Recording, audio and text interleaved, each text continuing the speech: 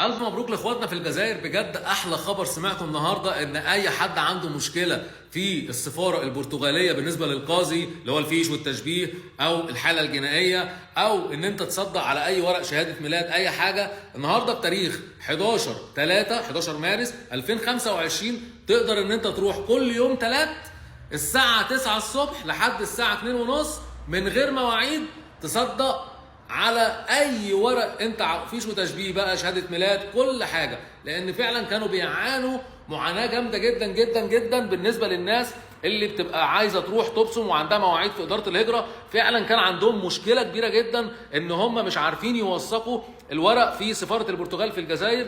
النهارده نزل قرار، خش على الموقع وعلى الويب سايت الخاص بسفاره البرتغال في الجزائر هتلاقي الخبر. اكيد بالتوفيق للجميع والف الف الف مبروك. سلام عليكم.